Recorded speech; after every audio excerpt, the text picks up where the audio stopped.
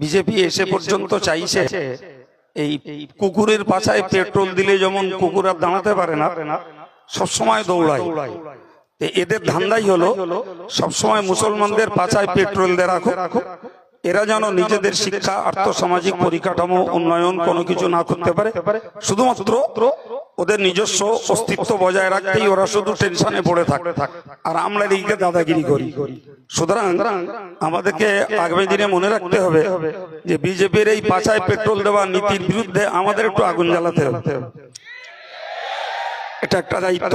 2 নম্বর একটা কথা হচ্ছে, আমরা এ পর্যন্ত অল ইন্ডিয়া সুন্নতে আমাদের ব্যানারে বলি কি, যুব ফেডারেশনের ব্যানারে বলি, সার্বিক সমস্ত সংস্থার ব্যানারে বলি, যে সমাবেশগুলো করেছি আমরা সেখানে যে দেখেছি অধিকাংশ সেখানকার উপস্থিত জনগণ এবং শ্রোতা হলো যারা খেটে খাওয়া দিন দুঃখী এবং সহজ বাংলায় বলা যায় যারা ধর্মপরায়ণ, পান্তা আনতে নুন ফুরিয়ে যায়, নুন আনতে পান্তা ফুরিয়ে যায়, এই টাইপের লোকগুলো। আমি আমাদের নেতৃবৃন্দকে বলবো যে যদি এই সংগঠনকে, এই সমাবেশকে এবং আমাদের আন্দোলনকে সফল করতে হয়, তাহলে দেশের যত মুসলিম রাজনীতিবিদ আছে, সে কংগ্রেসের হোক, সিপিএম এর হোক, টিএমসি এর হোক, যারাই হোক না কেন, এরা যদি এদের রাজনৈতিক ব্যানার থেকে কেন্দ্র সরকারের এই অপপ্রয়াস এবং কেন্দ্র সরকারের এই কুচক্র নীতির বিরুদ্ধে এরাই যদি আন্দোলনে নামে, তবে সেই আন্দোলনটা হবে ফলপ্রসূ।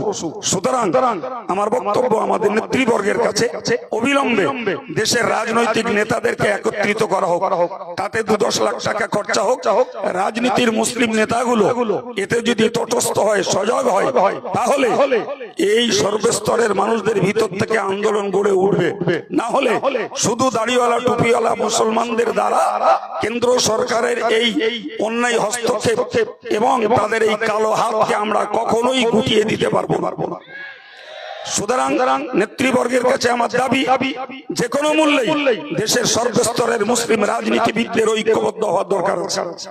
3 নম্বর একটা কথা বলছি, কেন্দ্রীয় সরকার যে পদক্ষেপ গ্রহণ করেছে এর ভবিষ্যৎ কথা হলো হিন্দু মুসলিমের লড়াই, হিন্দু মুসলিমের মারামারি, হিন্দু মুসলিমের সাম্প্রদায়িকতার জিঘাংসার কাজ চালু করছে এরাই নিজেরাই।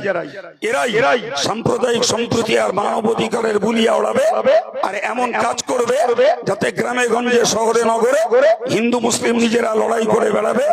এই হচ্ছে এই দেশের তথাকথিত শান্তিকামী নেতাদের কুপ্রয়াস।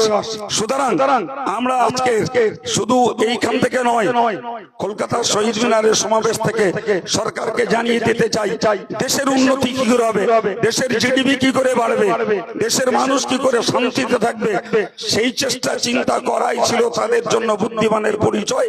যদি একটি সম্প্রদায়কে সবসময়ের জন্য লিলিয়ে রেখে, ব্যতিব্যস্ত রেখে, টেনশনে রেখে দিয়ে নিজেরা যদি নেতৃত্ব আর মাতব্বরি আর দাদাগিরি করে যেতে চাই, নিশ্চিত এর ভবিষ্যৎ ফল ভালো হবে না। এটুকু বিজেপি সরকারকে মনে রাখা দরকার।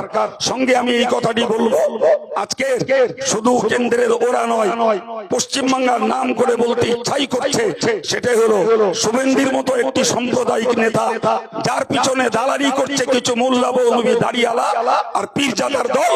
এদেরকেও যদি নাক লজ্জা থাকে, তাহলে এই জাতীয় সাম্প্রদায়িক মনোভাবাপন্ন নেতাদের গোপন সহযোগিতা নেওয়া থেকে এই মুসলিম মোল্লা মৌলবি দাড়িওয়ালা টুপিওয়ালা আর যারা দাড়ি টুপি নেই তারপরেও তাদের কাপে চা খাচ্ছে, এই জাতীয় অপরিণামদর্শী নেতাগুলোকে এদেরকেও সাবধান হতে হবে। না হলে এই জাতির লড়াই জাতির দ্বারাতেই স্তব্ধ হবে।